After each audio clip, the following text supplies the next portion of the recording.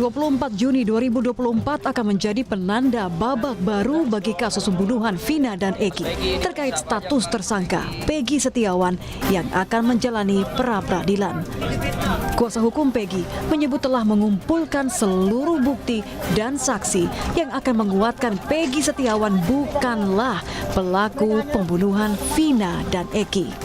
Tim kuasa hukum Peggy pun meminta agar proses persidangan pra-peradilan dipimpin oleh hakim yang objektif.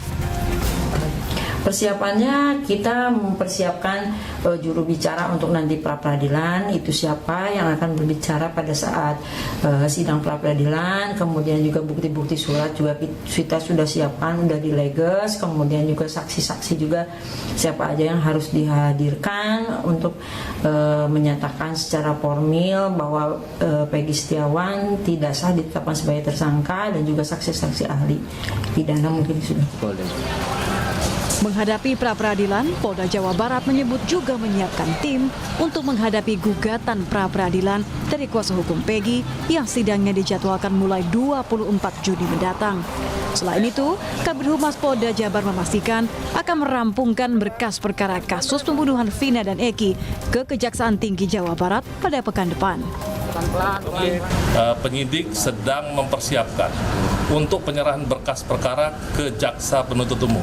Jadi ke pihak kejaksaan. Mari kita tunggu bersama-sama hasilnya seperti apa. Ya. Tapi kalau untuk pemeriksaan Pak Ibtu Rudiana ini akan ada pemeriksaan lagi? Sudah dilakukan dan mungkin akan terus dilakukan, itu akan berlanjut. Tapi saat ini penyidik fokus pada penyerahan berkas yang akan segera mungkin kami upayakan untuk diserahkan ke pihak kejaksaan.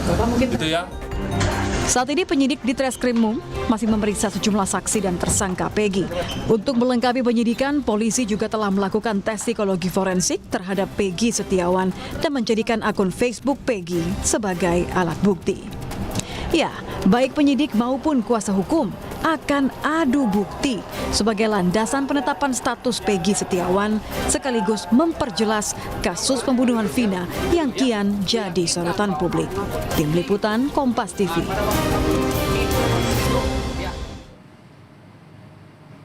Bukti apa yang bisa mematahkan penetapan Peggy sebagai tersangka hingga bagaimana pandangan hukum pidana pada kasus yang terjadi 8 tahun silam ini. Jelang pra-peradilan Peggy Setiawan, kita akan membahasnya bersama pakar hukum pidana Universitas Tarumanegara, Heri Firmansyah. Selamat malam, Bung Heri. Selamat malam, Mas Mario. Bung Heri, ada kesan buru-buru kalau kita lihat. Ada dua pihak. Satu sisi polisi yang saat ini sedang mempersiapkan berkasnya untuk dibawa ke pengadilan, ke kejaksaan pekan depan katanya. Tetapi ada juga pihak dari pengacara kuasa hukum Peggy yang sedang menyiapkan berkas untuk bertarung di pra-peradilan pekan depan 24 Juni. Kalau Anda melihat ini seperti terkesan buru-buru, apa ini tujuannya dan apa maksudnya ini? Ya, sebenarnya ini hal yang lumrah ya dilakukan ketika kita berbicara dalam konteks seseorang itu menggugat status penetapan tersangka. Karena ini diperkuat oleh putusan Mahkamah Konstitusi, putusan MK nomor 21 PU 12 Romawi tahun 2014 ya, yang memperluas objek dari pra-peradilan itu sendiri.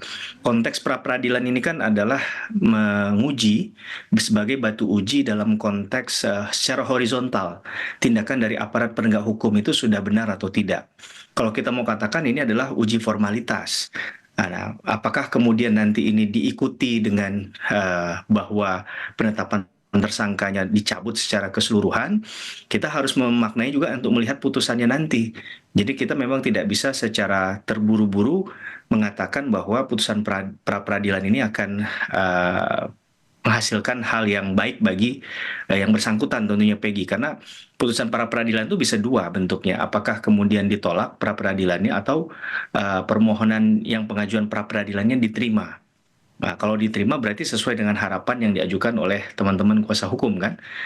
Tapi dalam konteks ini menurut saya ya yang harus digali benar adalah bagaimana menyoal keabsahan dari penetapan tersangka tadi itu secara hukum acaranya. Apakah dalam segi persuratan, dalam segi administratif yang dilakukan oleh teman-teman penyidik ini ada kemudian ditemukan kesalahan-kesalahan yang kemudian ketika diakumulasikan itu dapat kemudian menjadi satu persoalan hukum yang menurut saya serius. Bung, kalau kita melihat menurut Anda bukti yang akan dihadirkan oleh kuasa hukum Peggy di pra-peradilan nanti untuk memperkuat apa yang ada dari analisa Anda? Ya, sejauh ini yang kita lihat hanya menyoal keterangan saksi. Saya nggak tahu bukti surat tadi karena disampaikan hanya sekilas saja tadi. Kalau saya dengar dari prolog yang disampaikan oleh juru bicara dari kuasa hukumnya Peggy Setiawan ya, hanya bicara tentang surat. Saya nggak tahu surat apa yang kemudian nanti akan disiapkan. Kemudian juga saksi-saksi, tentunya saksi-saksi ini bisa saja menarik keterangan saksi yang sejauh ini menyatakan bahwa si Peggy inilah pelakunya kan. Kemudian ada beberapa kejadian peristiwa sebelum pra-peradilan ini terjadi. Ada beberapa hal yang perlu kita catat. Ada pencabutan keterangan kesaksian dari BAP, salah satunya dari Liga Akbar, yang kalaupun saya mau jujur itu masih debatable apakah dia adalah saksi kunci, eyewitness atau tidak. Karena kalau kita lihat dari rangkaian penjelasannya, yang bersangkutan itu tidak melihat dan mengalami sendiri perbuatan pidana yang terjadi pada saat itu. Karena kalau kita mengacu pada keterangan Liga Akbar, yang bersangkutan ini pada saat kejadian tidak berada di tempat. Menurut saya juga harus diperhatikan ya. Bagaimana kalau menurut Anda, Bung Heri, kabar salah tangkap ini apakah mungkin akan memperkuat nanti di pra-peradilan sehingga Peggy sendiri bisa lolos atau bagaimana? Ya, kalau seandainya memang itu benar, dalilnya dapat dibuktikan dengan kebenaran material, karena bicara tentang pidana ini buktinya harus seterang cahaya, begitu kira-kira ya. Jadi harus dapat didalilkan, misalnya contohnya di Facebook tadi ya, ada statusnya Peggy, dia tidak berada di tempat, itu seakan-akan untuk memastikan bahwa dia nggak mungkin melakukan tindak pidana itu karena dia lokus deliktinya tidak berada di TKP. Oke, Bung. Kalau kita melihat itu dari kuasa hukum Peggy di pra-peradilan nanti, ini kita berbicara terkait dengan dari usaha polisi untuk menyiapkan berkasnya untuk dibawa ke kejaksaan. Melihat kualitas dari penyidikan dalam kasus Peggy ini seperti apa? Karena ada banyak sekali dalam tanda kutip informasi yang beredar pun juga dari kuasa hukum Peggy yang mengatakan bahwa ini menjadi perbincangan karena tidak ada bukti yang mengarah tindak pidana kepada kliennya sendiri. Menurut Anda dari berkas yang disiapkan sedang disiapkan oleh kepolisian, apakah mungkin bisa lengkap ataupun diterima oleh kejaksaan? Kalau tadi mengacu pada sebelumnya, tadi saya belum selesai sebenarnya bicara tentang status Peggy misalnya, itu kan harus bukan hanya dibunyikan lewat kata-kata ya, tapi dengan faktanya. Ada nggak katakanlah dokumentasi, entah itu foto seketika pada saat waktu 8 tahun yang lalu itu masih tersimpan misalnya, atau hal lain yang kira-kira memperkuat hal itu, karena hakim perlu keyakinan untuk memutuskan apakah diterima atau ditolaknya permohonan pra-peradilan yang diajukan oleh Peggy melalui kuasa hukumnya ini. Dan berkaitan dengan apa yang disampaikan oleh nanti ke depan oleh pihak penyidik, tentunya pihak penyidik tetap berkeyakinan sejauh ini bahwa Peggy lah yang bertanggung jawab dalam perkara pidana ini, bahkan tidak main-main penempatannya kemarin sebagai otak pelaku kan.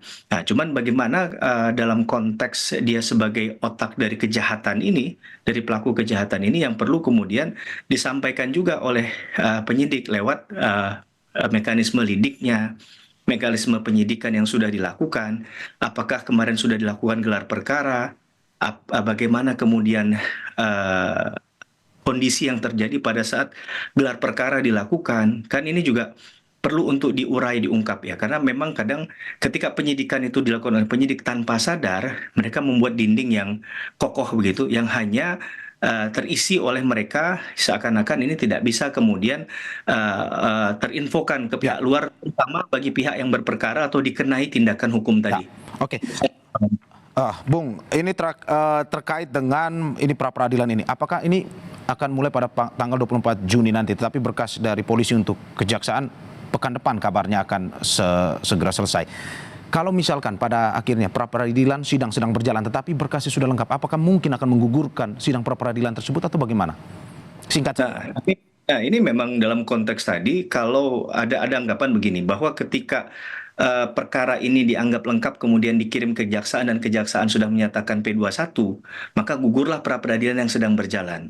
Nah, harusnya kalau ini sudah ada itikat untuk mengajukan pra-peradilan, menurut saya, agar tidak menjadi pro kontra di publik, biarkan saja pra-peradilannya berjalan terlebih dahulu, sehingga diuji, batu uji pertamanya adalah lewat pra-peradilan. Nah, kalau ini clean and clear baru masuk ke pokok perkara. Ya. Karena bagaimanapun ya tadi ini akan menjadi celah hukum yang dipakai dalam praktiknya ya, hasanah praktik akan demikian, dan itu juga diperkuat oleh konstruksi hukum acara pidana Undang-Undang 8 1981. Kalau seandainya sudah bergulir pokok perkaranya, maka berhentilah pra-peradilan yang sedang dijalankan tersebut. Oke. Ini tentu bagi sejarawan dan siapapun mencari keadilan tadi ya, begitu. Oke, rangkaian pra-peradilan akan berjalan dan juga berkas dari polisi ke kejaksaan juga masih terus dilengkapi. Kita tunggu terus prosesnya dan juga proses yang sedang dilakukan oleh pihak kepolisian dan juga kuasa hukum Peggy Setiawan. Bung Heri, terima kasih banyak atas waktunya dan analisisnya pada malam hari ini.